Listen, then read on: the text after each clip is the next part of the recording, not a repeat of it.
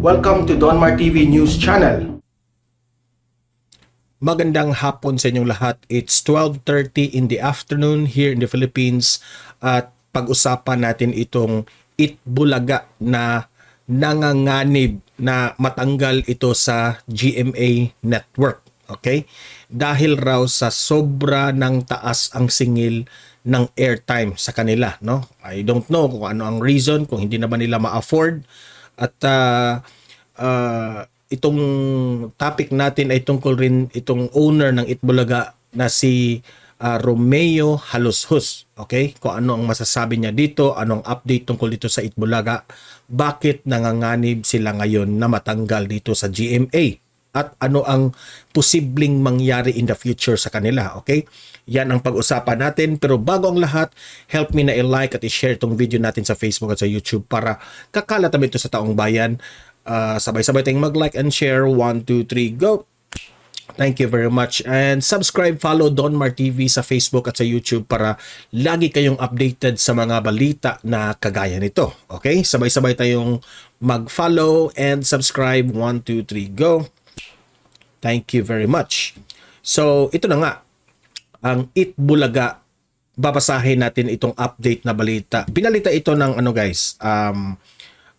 Abante. Okay? So, ito yung laman ng balita. GMA, Halushus, lalayasan ng Itbulaga. Vice, TVJ, back-to-back sa TV5. So, usap-usapan na kapag itong Itbulaga ay matanggal sa GMA ay posibleng lilipat ito ng TV5. Okay? So ito, basahin natin.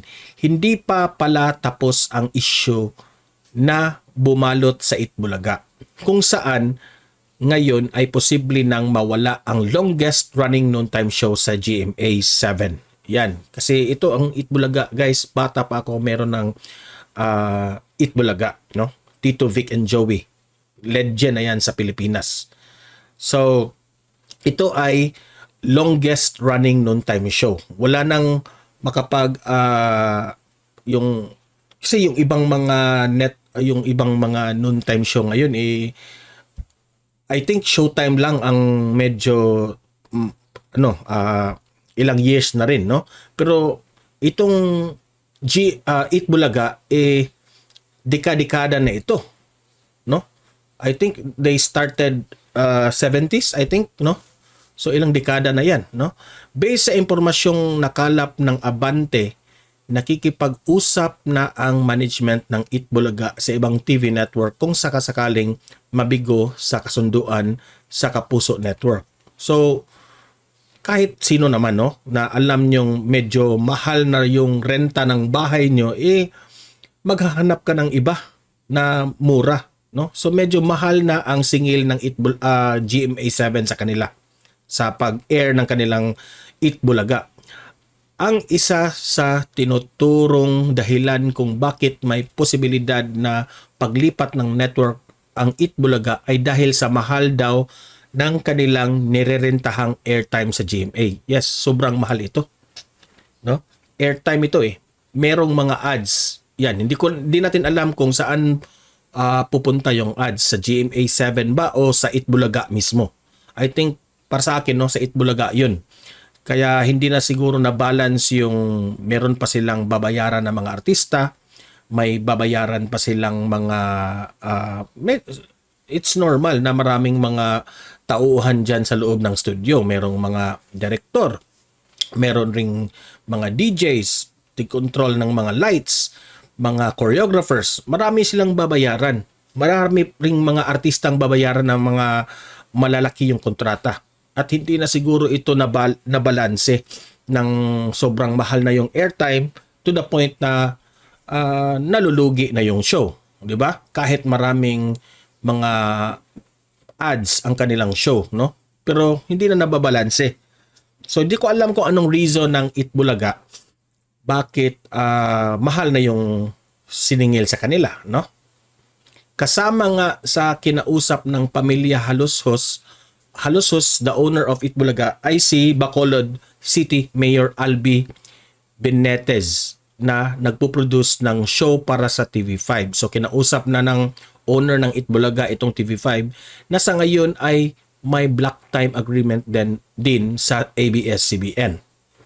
Matatandaan na ang noontime show niyang Tropang LOL ay tigil na sa pag-ere sa April 29. So last April 29, yung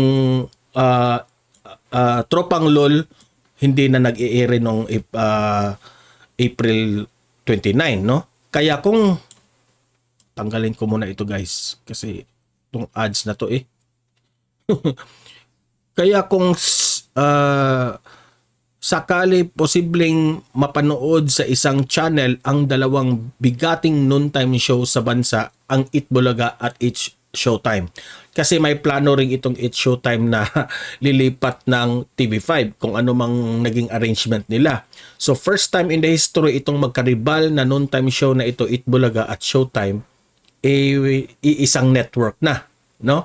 So, di natin alam kung anong unang mapanood natin, It's Showtime ba o Itbulaga, no? So, sa TV5 na yan, kung ano ang agreement nila. Ang posibleng setup ay magiging back-to-back ang pag-ere ng non-time show ni Tito Vic and Joey at Vice Ganda. Ayan. Kinonfirm yan, ha? Matatandaan nga na sa isang episode ng Itbulaga ay binati ng The Barkads si Vice Ganda sa kaarawan nito na ikinatuwa naman ng Uncoverable Star na si Vice Ganda. So may isang episode raw ng Itbulaga na nag-greet ng birthday greetings itong Itbulaga kay Vice Ganda, no? Na nagpapatunay na kahit magkaribal ang kanilang show, nagsusuportahan lang.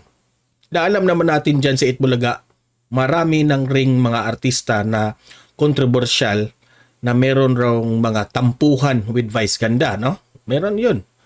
So, ayan, di natin alam, gulong ng palad lang talaga na itong Itbulaga at It's Showtime ay iisang network na.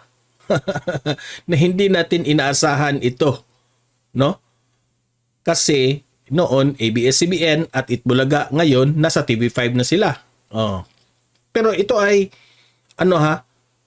under negotiation pa ito. Dahil sabi dito, nagbigay na umano ng ultimatum ang pamunuan ng Itbulaga sa kanilang negosasyon sa GMA7. Ito na, kapag natapos ng Holy Week, April 11, ay hindi pa rin sila nagkakasundo, ay handang umalis sa network ang noontime show at maghanap ng bagong tahanan ang Itbulaga at TVJ. Oh, ayan. So, ngayong Holy Week, kapag matapos ito, no, I think they are still under negotiation right now. Kung ano man ang magiging resulta, handa na itong Itbulaga na lumipat na ibang network. Na alam naman natin na posibleng mapunta sila sa TV5. Kung ano ang magiging arrangement nila na kasama nila back-to-back ang It's Showtime. So grabe ito. Ang TV5 ang magiging sisikat, no? Dahil itong Itbulaga, legend na ito. Ang It's Showtime, pataas pa ng pataas, no? So ganyan talaga, gulong ng palad. Hindi pa rin natin alam kung ang ABS-CBN ay babalik ba ito o marami pa silang violations na dapat nilang ayusin, di ba? So hihintayin lang natin yung statement ni Vic Soto, Tito Soto at Joey De Leon. Kasi sila yung mga mabibigat na mga legendary artist dito sa Itbulaga, kung ano ang kanilang opinion tungkol dito, no? So, kailangan talaga ng owner, producer na alam naman natin, itong si Tito Vic at Joey ay talent lang ito ng Itbulaga, no? Na buong akala natin sila yung nagmamay-ari dahil nga yung mga artista doon, yung mga nagtatrabaho doon, tinatawag silang bossing, di ba? Pero hindi pala. Itong si Halosos ang kang owner nitong Itbulaga, nagpo-produce. Okay? Ika nga. So, hindi naman natin ma-blame itong si owner Romeo Halosos dahil kung lugi na yung kanyang noontime show, talagang lilipat siya. no? Kung sobrang malaki na ang singil ng GMA. Whatever reasons ang GMA bakit malaki ang singil nila, sa kanila na 'yun, no?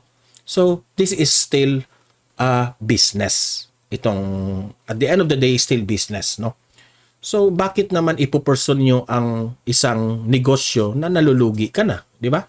So, natural lang 'yun.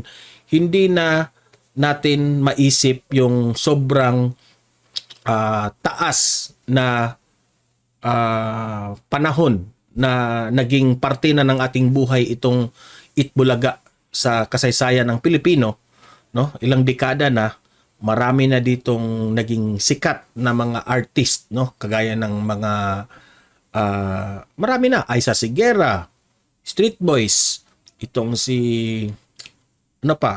si Frances Magalona, no? Sex Bomb Girls, marami na ang natulungan itong Itbulaga, kumbaga. Okay? So, ayan, anong maging komentaryo na dito? Comment, mag-react, okay? Libre kayong mag-comment, mag-react. At ano ang inyong opinion tungkol dito? Mag-comment lang down below at babasahin natin yan. Okay? Posible bang mag-back-to-back ang It Showtime at Itbulaga? Okay? Tama ba ang magiging move ng Itbulaga na lilipat ito sa TV5? Okay? Comment, react, babasahin natin yan lahat. Okay? So, guys, help me na like at share itong video natin sa Facebook at sa YouTube para kakalat ito sa taong bayan. Subscribe, follow Donmar TV na rin para lagi kayong updated sa mga balita natin na kagaya nito. At itong Caveman Coffee, this is available sa Shopee. Recommended yan ng Donmar TV. Masarap, mabango. Just try it, guys. Sa Shopee ha, hanapin nyo lang. At itong ating t-shirt na PBM Sara, very colorful t-shirt yan guys ng Donmar TV. Bilhin na kayo bilang suporta nyo sa channel, sa page natin ng Donmar TV. Okay? So guys, hanggang dito na itong video natin. Have a great day and God bless sa inyong lahat.